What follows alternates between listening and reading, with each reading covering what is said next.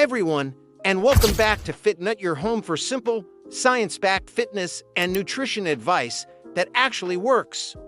Today, we are opening the case on one of the biggest, most persistent myths in the entire health industry.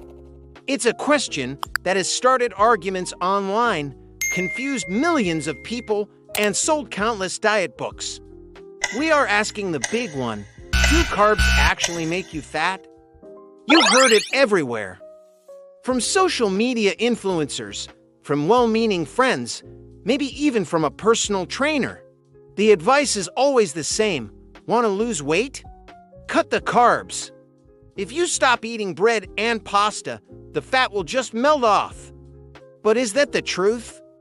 Or is this just another fitness myth that refuses to die? In this video, we are going to be your fact checkers. We're breaking down the history of the myth, the real science of how your body uses carbohydrates, the psychological traps of dieting, and by the end, you will have a crystal clear answer. Let's get into it. First, to understand why this myth is so powerful, we need to look at where it came from. Let's go back to the late 1990s and early 2000s. This was the era of the low-carb diet craze. Diets like Atkins and South Beach exploded in popularity. The results seemed magical. People were dropping weight incredibly fast, and a simple, powerful idea caught fire in our culture: carbs are bad. Fat burning requires a low-carb diet. The food industry jumped on board, labeling everything low-carb and keto-friendly, which only added fuel to the fire. The fear of carbohydrates spread like wildfire. But here is the critical detail that got lost in the marketing. The impressive initial weight loss on these diets wasn't necessarily because carbs were magically evil. It was often due to a combination of three other factors: an overall reduction in calories, making healthier food choices in general, and a significant loss of water weight. And we're going to talk a lot more about that water weight in just a minute. Before we go further, let's establish the most important rule in all of nutrition science. It is the fundamental law of body weight, and it is this: you gain body fat when you consistently consume more calories or energy than your body burns. Period. It doesn't matter if those extra calories come from carbs, fats, or proteins. Too much of any of them will be stored as body fat. Think of your body like a car. It needs a certain amount of fuel to run. If you keep putting fuel in the tank long after it's full, it's going to spill over. That spillover is stored fat. In terms of energy, carbohydrates contain 4 calories per gram. Protein also contains 4 calories per gram. Fat, however, contains 9 calories per gram, more than double. So isn't it ironic that carbs get all the blame? The reason for this is guilt by association. When people think of junk food, they think of foods that are very high in refined carbohydrates, things like chips, cookies, cake, and soda. But the problem isn't the carbohydrate itself. The problem is that these foods are ultra-processed, loaded with added sugar and unhealthy fats, and contain a huge number of calories in a very small, unsatisfying package.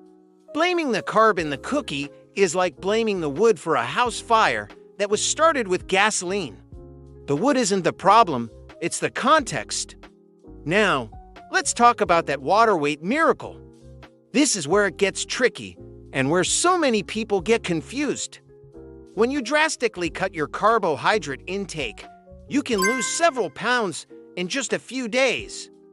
It feels amazing, and it seems to prove that the diet is working. But most of what you're losing isn't fat, it's water.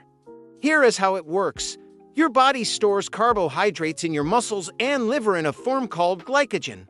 Think of glycogen as your body's readily available energy reserve. For every 1 gram of glycogen your body stores, it needs to store about 3 to 4 grams of water right alongside it. It's like a tiny sponge. So, when you stop eating carbs, your body starts using up its stored glycogen for energy. As the glycogen disappears, All the water that was attached to it gets flushed out of your system. So, fewer carbs equals less glycogen, which equals less water, which leads to a quick drop on the bathroom scale. But this is temporary. It's a trick.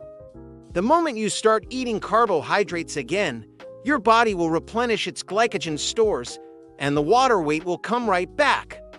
This is why so many people experience a yo-yo effect on low-carb diets and feel like they've failed, when really, they've just experienced a normal biological process. So, what does the hard science say when we look past the water weight? Dozens of high-quality studies have compared low-carb and low-fat diets for actual fat loss. The results are consistently the same. When total calories and protein are matched between the two groups, there is no significant difference in the amount of body fat lost. One of the most famous studies on this was published in the journal Cell Metabolism by a brilliant scientist named Kevin Hall. In this tightly controlled experiment, participants on a low-fat diet actually lost slightly more body fat than those on a low-carb diet, even though the low-carb group had lower insulin levels. The bottom line from this and many other studies is clear. There is no special metabolic magic to cutting out carbohydrates for fat loss. The most important factor is, and always will be, your total calorie balance. This brings us to the most important concept in this entire video. All carbs are not created equal. There is a world of difference between eating a sweet potato and eating a sugary donut. Both are high in carbohydrates, but how your body uses them is completely different. We need to separate carbs into two teams. Team 1, whole carbohydrates. These are the heroes. They come from nature. Think of fruits, vegetables, potatoes, beans, lentils, quinoa, and whole oats. These foods are amazing because they come packaged with fiber, vitamins, minerals, and water. The fiber slows down digestion, which keeps your blood sugar stable, provides you with long-lasting energy, and makes you feel full and satisfied for hours. Team 2, refined or processed carbohydrates. These are the troublemakers when eaten in excess. Think of anything made with white flour, like white bread and pastries, as well as sugary drinks, candy, and most packaged snack foods. These foods have had their fiber and nutrients stripped away.